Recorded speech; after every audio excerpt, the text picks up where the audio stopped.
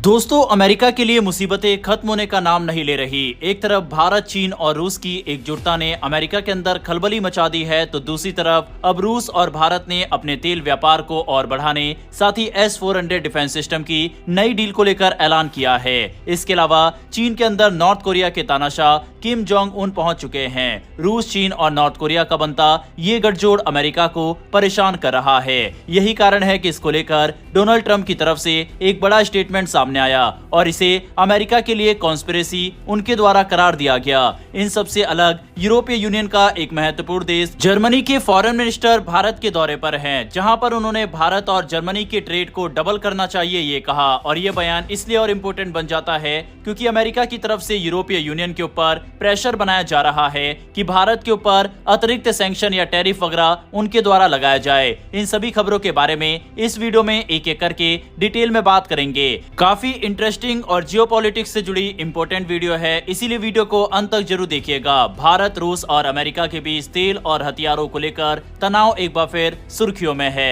एक तरफ रूस भारत को सस्ता कच्चा तेल और आधुनिक S-400 एयर डिफेंस सिस्टम की नई खेप ऑफर कर रहा है, तो दूसरी तरफ अमेरिका ऊटपटांग बयान देकर अपनी नाराजगी जता रहा है। सबसे पहले बात करते हैं तेल की। रूस का यूराल्स क्रूड ऑयल इस समय ब्रेंट क्रूड से $3 से $4 सस्ता मिल रहा है, यानी भारत को सीधे सीधे बड़ा फायदा। जुलाई में ये डिस्काउंट सिर्फ $1 का था, अगस्त में करीब $2.5 हुआ और अब सितंबर अक्टूबर की खेप के लिए ये $3 से $4 प्रति बैरल तक पहुंच गया। इसका मतलब है कि रूस जानबूझकर भारत को और आकर्षक दामों पर तेल बेच रहा है। रॉयटर्स की रिपोर्ट के अनुसार सितंबर में रूस से भारत के लिए तेल सप्लाई 10 से 20% तक बढ़ सकती है, यानी अगस्त की तुलना में करीब 1.5 से 3 लाख बैरल प्रतिदिन का अतिरिक्त तेल। साफ है कि मॉस्को भारत को अपने सबसे बड़े एनर्जी पार्टनर के रूप में और मजबूत बनाना चाहता है। लेकिन दोस्तों, यहाँ से अमेरिका की चिंता शुरू होती है। अमेरिका और यूरोप चाहते हैं कि दुनिया रूस से दूरी बनाए ताकि यूक्रेन युद्ध में पुतिन पर दबाव बढ़े, मगर भारत रूस से लगातार तेल खरीद रहा है और सस्ते दाम पर इसे खरीदकर फिर से दुनिया के अन्य देशों को बेचकर अच्छा मुनाफा भी कमा रहा है।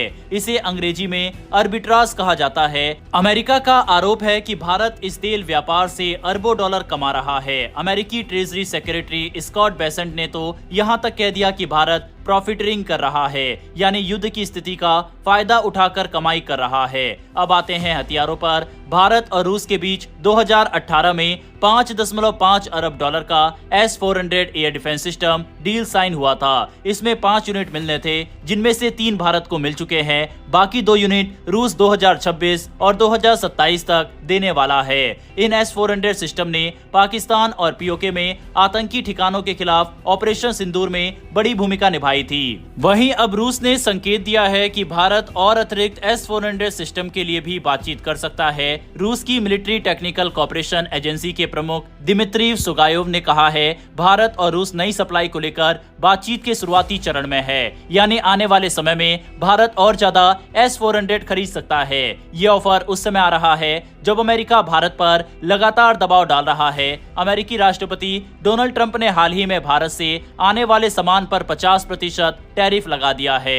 इसमें से आधा टैरिफ सीधे सीधे भारत के रूस से तेल और हथियार खरीदने की वजह से लगाया गया है। ट्रंप ने सोशल मीडिया पर लिखा था कि भारत हमेशा से अपने ज्यादातर हथियार रूस से खरीदता है और अब तो रूस का सबसे बड़ा ऊर्जा खरीदार भी बन गया है। यानी अमेरिका साफ संदेश देना चाहता है कि अगर भारत रूस से नजदीकी बढ़ाएगा तो वॉशिंगटन इससे खुश नहीं होगा। हालांकि भारत इसकी परवाह न करते हुए रूस के साथ अपने रिश्तों को और मजबूत ही कर रहा है। लेकिन दोस्तों, यहाँ पर अमेरिका के लिए मुसीबत भारत, चीन और रूस की नजदीकी ही नहीं बल्कि एक और बनते नए गठबंधन को लेकर है। चीन की राजधानी बीजिंग में इस समय एक ऐसा नजारा देखने को मिला जिसने पूरी दुनिया का ध्यान खींच लिया। चीन ने अपने इतिहास का सबसे बड़ी सैन्य परेड आयोजित की, जिसमें चीनी राष्ट्रपति शी जिनपिंग, रूस के राष्ट्रपति व्लादिमीर पुतिन और उत्तर कोरिया के नेता किम जोंग उन एक साथ मंच पर नजर आए। ये परेड द्वितीय विश्व युद्ध में जापान की हार की 80वीं वर्षगांठ घाट पर आयोजित की गई थी। लेकिन यह आयोजन सिर्फ एक सैन्य प्रदर्शन नहीं था,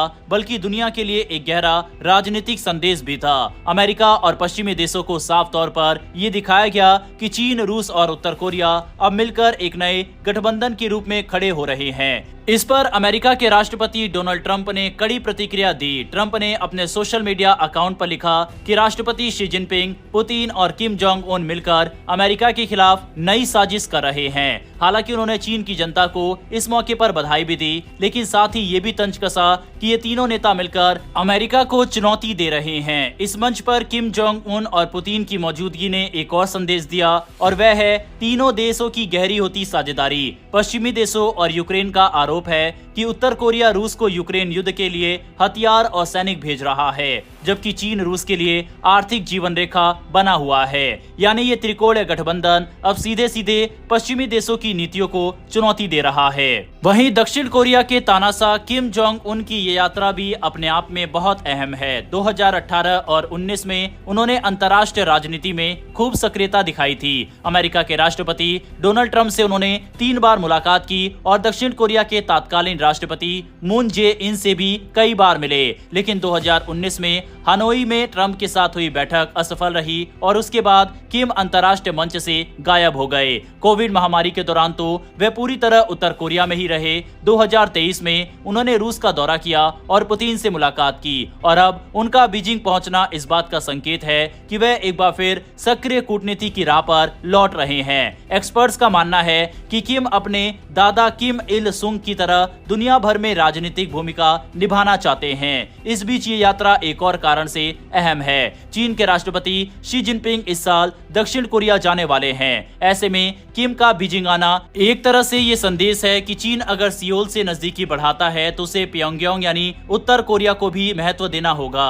ये गठजोड़ इशारा कर रहा है कि दुनिया अब मल्टीपोलर वर्ल्ड की तरफ बढ़ रही है और अमेरिका का महत्व अब कम होता दिखाई दे रहा है, और इसके पीछे अमेरिका की अपनी ही कूटनीतिक विफलता है। इसके अलावा दोस्तों, इस समय जर्मनी के फॉरेन मिनिस्टर 2 दिनों के भारत दौरे पर हैं। यह वेडफुल की पहली भारत यात्रा है और उन्होंने कहा कि दुनिया इस समय कई तरह की भू राजनीतिक चुनौतियों से जूझ रही है। ऐसे में भारत जैसे मजबूत और भरोसेमंद साझेदारों के साथ ही इन चुनौतियों का समाधान संभव है। उन्होंने साफ कहा कि भारत और चीन के रिश्तों को सामान्य करने की कोशिश एक सकारात्मक संकेत है। उन्होंने इसे दुनिया के लिए अच्छी खबर बताया। आपको जानकर हैरानी होगी कि जर्मनी और भारत का व्यापारिक लेन देन पिछले साल 31 बिलियन यूरो का था। वेडफुल का कहना है कि क्यों ना ऐसी परिस्थितियां बनाई जाए कि यह व्यापार 2 गुना हो सके। यहाँ एक और अहम मुद्दा है भारत यूरोपीय संघ मुक्त व्यापार समझौता यानी India EU free trade agreement. Wadephul का मानना है कि ये समझौता दोनों देशों के बीच व्यापार को नई ऊंचाई पर ले जाएगा। बहरहाल दोस्तों, जियोपॉलिटिक्स से जुड़ी इन सभी खबरों के ऊपर आपकी क्या राय है, कमेंट बॉक्स में लिखकर बताइएगा।